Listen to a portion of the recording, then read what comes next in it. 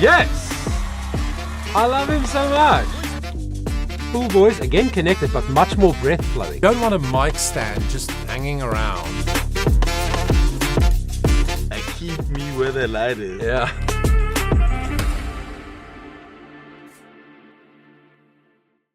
What's up, everybody? Welcome to the channel where we mainly analyze singers, but we do it not to be critical. We do it to be educational. I'm a vocal coach by profession. I've been working with by profession. Wow, let me finish my words. I've been working with people's voices for 34 years. Amateurs and professionals, from 4-year-olds to 80-year-olds, and the human voice is my absolute passion.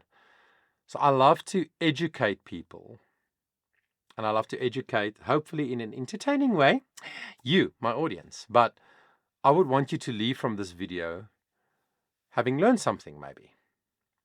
Maybe you're just a passionate lover of music. Maybe you're a passionate lover of JAMAL Roberts and his music.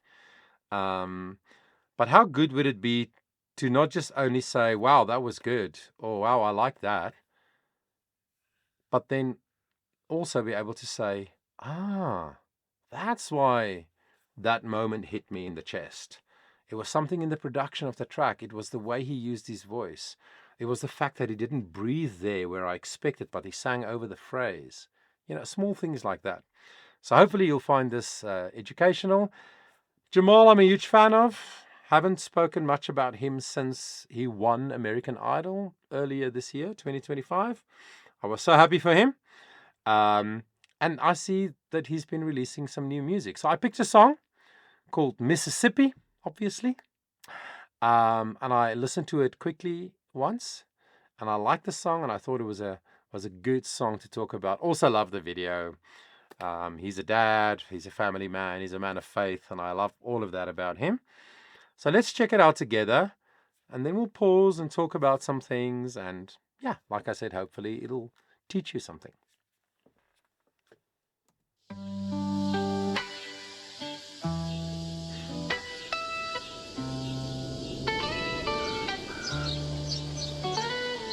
Traded in the lazy days I used to lay down by the river.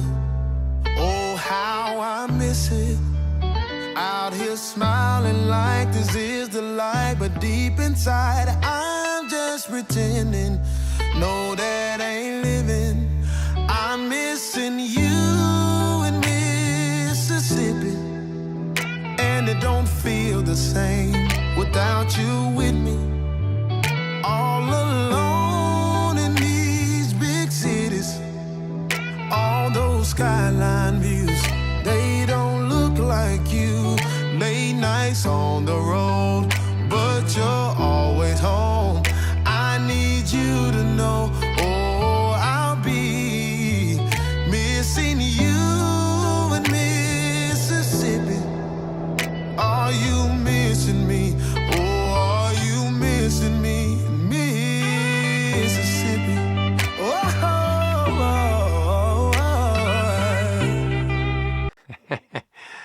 That's so cute. The little girls. Yeah, so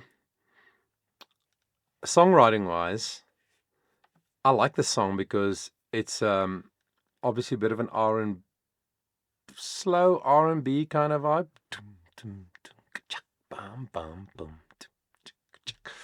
In like a compound time, a 6/8 or a 12/8. I think it's a very good style for him to write in. I don't know. I actually haven't researched whether he wrote the song or co-wrote it with other people, or whether somebody else wrote it for him. But this is a style, obviously, that he just relishes in. It suits him as an artist. It suits him as a vocalist. So I like that. Also, simple melodies. I'm missing you in Mississippi, whatever. But it's just sort of chill, sort of laid back, but simple melodies. But a beautiful play on the words. I'm missing you and Mississippi, missing in Mississippi all the time. And also that same line with the same melody line is at the beginning of the chorus and at the end of the chorus. I just think that's clever. cleverly written. Yeah, I'm a fan of his voice. I'm a fan of how he uses his voice. One of the things that I often talk about on my analysis videos, and when I coach singers as well, is always sing a song as if people hear it for the first time. Meaning, you want people, number one, to hear every word you say, because you want them to connect to the song very quickly. And yeah, people connect because of a beat, because of a vibe, because of a rhythm, because of a lick in the guitar or whatever. But the main thing about songs, different from instrumental music, is there are lyrics. There are words in songs. There is a story to be told through the words. So if you can make people connect to the story of your song, then they're connecting to your song much more quickly.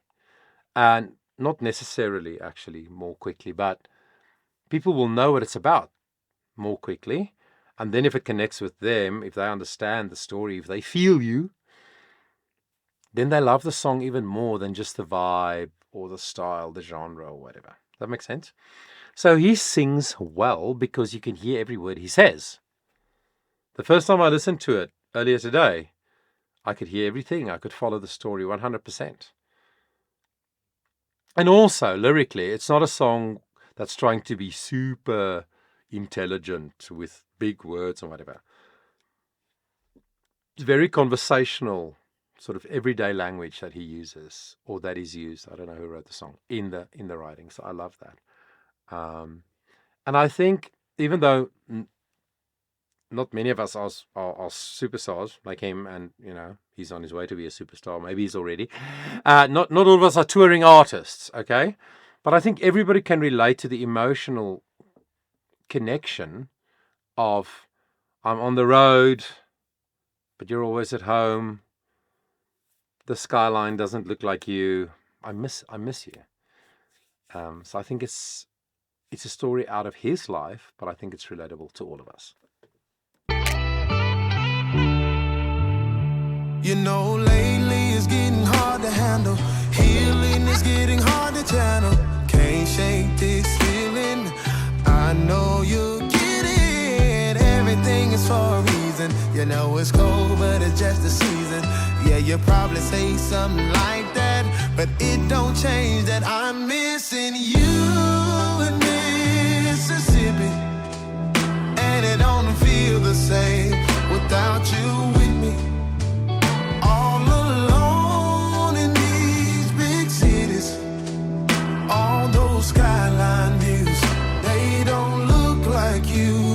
Late nights on the road, but you're always home. I need you to know, I'll be missing you in Mississippi. Are you missing me? Are you missing me? Cool. Here we go.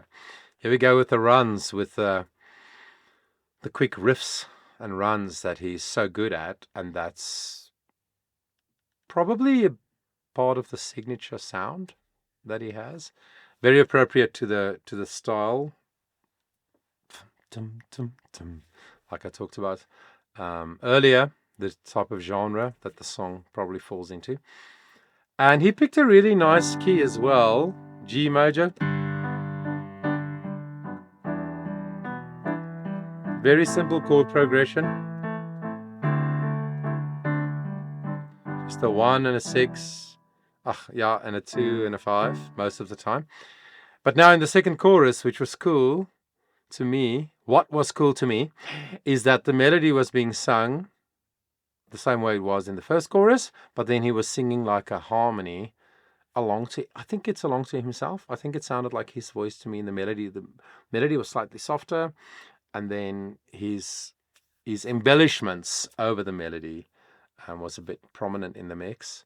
So I like that. So you hear the same chorus that you heard the first time, but he's already coloring it in over the top. And then now we've got some new things happening, probably like a bridge to the song, where it's just sort of gonna flesh out the emotional side of this, especially vocally, with lots of different colors and runs and things. I'm on my way as fast as any man could ever run on. Whatever it takes, promise me that you gon' keep holding on. I'm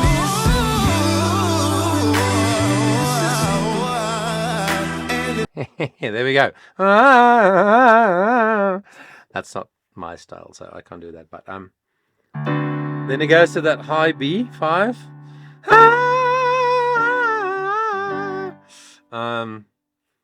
Yeah, he can sing in that range above the male register change, where it moves from a chest resonant sort of a speaking voice into a sort of a head resonant sound. He can sing above that, full voice like that, so easily, which means his technique works really well.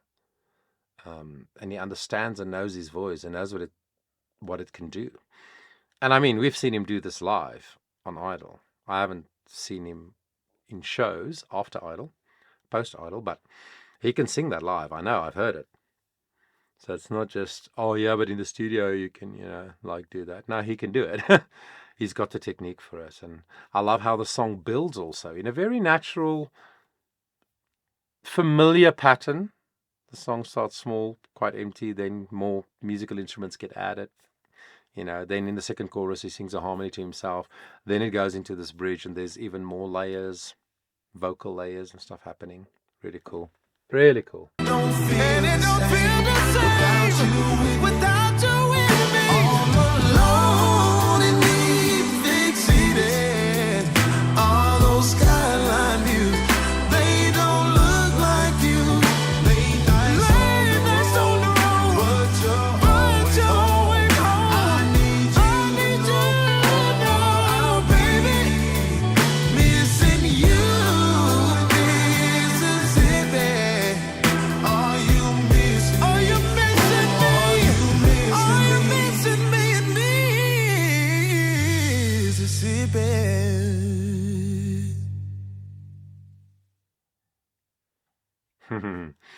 Yeah, like the little huskiness in his voice.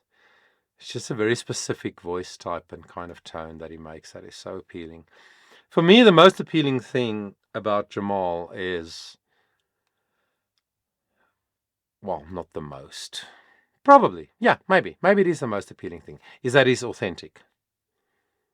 To me, he seems real. To me, it seems like what he stands for, what he believes in, and how he sees things, he's willing to just give it to you straight. And whether you like it or not kind of thing, not in a negative way, but he's like, look, this is me. If you like it, great. Come on board. If you don't, then sorry.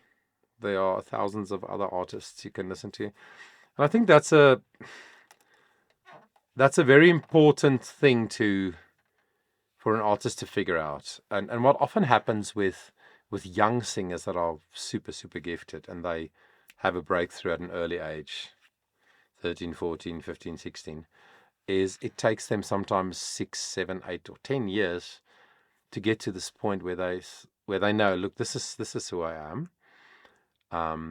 Not just as a singer or as an artist, but this is who I am as a human. And then the outflow from that is the music that I create and the way I do it is authentic.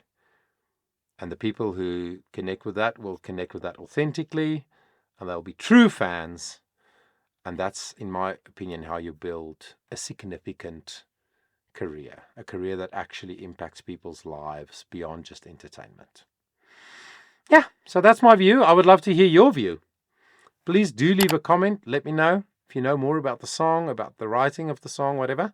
Love to hear about it. Thank you so much again for spending the time with me. I really appreciate it. And I want you to remember that your voice matters.